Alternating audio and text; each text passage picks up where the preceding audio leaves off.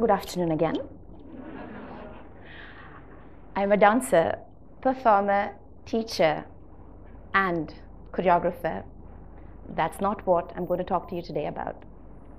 I would like to share with you my experiences using the traditional form of dance and theatre that I practice, principally Bharatanatyam, but how I use that in social work, in the field of education, empowerment, conflict resolution, and sometimes even economic development. Indian dance forms, indeed dance forms from across the world, have evolved very highly sophisticated systems of communication. And in India, this pinnacle of communication is called rasa. Rasa is the energy link, the empathetic link between the dancer and herself, with a spectator, or with the environment around her. And one of the fundamental cornerstones of my practice, my social practice, is a formula that I use, which comes from the Nandikeshwara Abhinay Darpanam from the 12th century, which says, Yato hastas tatho drishti, yato drishti tatho manaha, yato manaha tatho bhavo, yato bhavo tatho rasaha. Where the hand goes, let the eye follow. And where the eye goes, let the mind follow. Where the mind goes, let the emotion follow. And only then will you have transcendence. So you have 5 levels of interaction here. Physical, random movement, which, when observed by the senses, becomes an observed, noted movement. And then when the mind follows, it becomes an analyzed, intellectual movement. And when your heart is put into it, it becomes an involved movement. You implicate yourself in that movement. And only then will one achieve true understanding. But what does education today do? Brain, brain, brain, brain, brain. Intellect, intellect, intellect. Makes us into sheep. That's what we do. We memorize, we throw up. We memorize, we throw up. Where is emotional education, sensorial education, physical education to a certain extent, yes. But where are all the other levels of understanding that are bypassed in this dream of ultimate logic and rational explanation? That's where I think the arts should step in, because that is our domain. But all this is a lot of talking, ideological talking. How does it translate into practice? So I'd like to demonstrate with you a few practices that I do in different situations. For example, physical is very easy. I get the communities I work with to dance, to jump, to roll on the floor, to stamp their feet. I use rhythms, I use all kinds of things to make them sweat it out, and you create a strong group, even with people who've been in conflict with each other. We do trust exercises. I give weight, you have to pick me up, I have to pick you up. In this way, bodies are talking, there is no verbal communication. It's communication between people, and you're working as a group. Depending on the way the group is made, for example, if the group has been through a great trauma, it could be sexual abuse, it could be victims of a tsunami, it could be people through religious conflict, then I use movements that move out. Let's say from African traditions or Indian folk traditions, where you have a lot of spinning and complete opening of the body. Or if I'm working with street children who have so much energy but no control, we can use breathing techniques. We can use like slow techniques from Indonesian movement, where they have to push in, or even like slow motion running in films, where you have to focus and you have to run. So you're getting these boys or these girls to focus their movement, and in other ways, you're getting them to explode their energy out. So the physical side is all about working the energy that is you right now.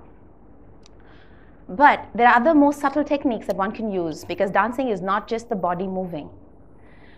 And every workshop that I do, I understand and use techniques better. For example, about 10 to 15 years ago, I did a workshop with a group of sex workers here in Chennai. And to my amazement, in a break time, after we danced for a while, I asked them, suddenly it occurred to me, and asked them, you're dressed in a sari, I'm dressed in a sari. How does someone know you're available and I'm not? I mean, what is the technique you use? Because in Chennai, we don't wear mini skirts to advertise. I mean, there's no red district per se. There's no road. There is no particular way of dressing. So how do you advertise? Was my curiosity speaking. And she said, Nala ponna kannla pakmata. A good woman will not look in the eyes of a man. Just a simple act of focus, and these are women that depend completely on this profession for their livelihood. If she didn't know how to focus, she would not eat that evening. So, as a Bharatanatyam dancer, we work on focus all the time. We come on stage and the first thing we do is take a focus. And I started developing exercises around the focus. First of all, the physical creation of a focus with musculature. Open your eyes, make them small. Open your eyes, make them small. Look up, down, side, side, side. We train all the time. This is musculature. How do we use our eyes? But is that seeing? No. Seeing is when you interpret something, when you communicate or when you see something and you perceive it in your brain. So then I invent exercises like my favorite one is the mosquito one. And why would you do that? Apart from wanting to look very silly, you would do it because I want the group that I'm working with to open their eyes, to make eye contact. That is the first step towards empowerment. You will find people with low self-confidence or who've been through trauma talking to you like this. You will not make eye contact. Their bodies will be inward. So the first thing we need to build is the opening and the focus. And Bharatanatyam has beautiful, beautiful exercises through our technique of Abhinaya. Abhinaya is the expressional part of Bharatanatyam for those who don't know. So, Abhinaya. For example, Krishnani Begane Baro. It's a very famous piece. Baro means come. We're just going to use the word come here. Okay? Come. Come.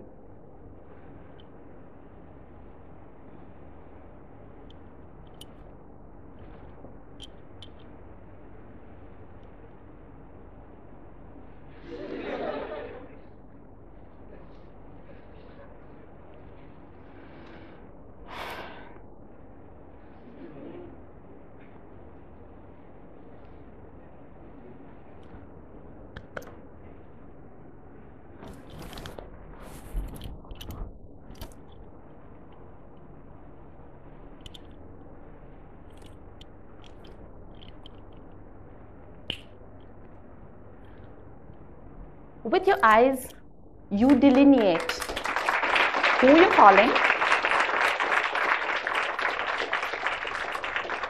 Is it a child? Is it God? Is it Krishna as a lover? It's you that fixes it. And Bharatanatyam is a solo form. We don't have props. We don't have people. One person with her eyes communicates, just come. And the audience understands. Who are you asking? What is the context? So why can't we use this technique when we work with groups that need to communicate, that need to go deep into the understanding of themselves? One of the exercises that I do very often is ask a group, okay, give me a word that's very important to you. In one instance, the word was tuyaram, suffering. Tu, ya, ram. Tu, ya, ram, ta, ta, jam. We made an entire jati with the word tuyaram. We added gestures to it. All of us, when we suffer, when we are stressed out, we get headaches, we get backaches, we get stomach aches. It happens to everybody. You don't have to go through a major trauma for that. Exams are enough. So, but we know it's psychosomatic, right? We can't divorce the body and the mind. So where does that tuyaram manifest? Is it here? Is it here? Where is it coming out? So you add gestures to it. You make a soundscape. What sound do you make when you are grieved? You make a soundscape from it. That's how you explore that word tuyaram to the point that all that negativity, that sadness inside comes out. you share it with a group, and then maybe you can get past it and find other solutions. These are some techniques that I use, and there are so many more that it's really not possible to talk about it all. What I would like to do is talk about how art is about bubble time. When you enter and you start practicing an art form, it's bubble time. You have a safe space to become somebody else. For example, I do a lot of the Vanarasena, the monkey brigade. When you're a monkey, it's a very liberating experience. You can scratch yourself. You can do things like, you can be like, ooh, ooh. You can do anything you like. You can look silly. It doesn't matter because you're a monkey. It doesn't matter. I've had entire communities in conflict in Indonesia, children, adults from different Muslim and Christian communities, delicing each other. And believe me, things are not the same after that. I've had college professors delicing each other. So you have to create opportunities for people to live outside their experience, to step outside their bodies and look at things from a larger perspective, which is what art is about. It's about empathy. It's about putting yourself in someone else's shoes for 2 seconds, or maybe looking at yourself from outside. There was this little child in Mexico that I would like to just tell her story and then stop. She told me all about her friend who had been sold by her parents and who was forced to become a prostitute, and all that she suffered, this poor friend of hers, and that she was ripped up and there were all these cigarette burns on her. She made this entire story. She drew it with me. We all of us acted it out, and we finished. And at the end of the session, she just gave me a little paper and walked out. And the paper said, "Yo también," me too. She could recite her story through transposing it on somebody else. She couldn't say that I had gone through it. That is the power of art and power of healing and the power of being together. My hand can go so far. That's it. My eyes can go much further. My brain, my intellect can bounce off the expanding universe in any direction. And I can go into an emotional landscape that nobody else can see. So why do we put limits on ourselves? We are limitless. And that's the first step forward to understanding.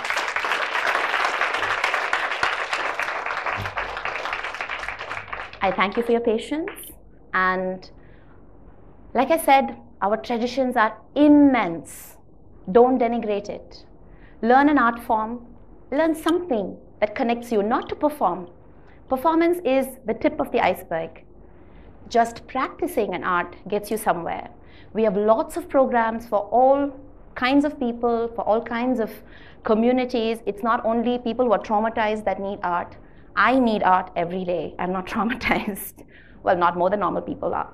But reach out, make an eye contact, you make a difference. Be the change that you want to see. Thank you.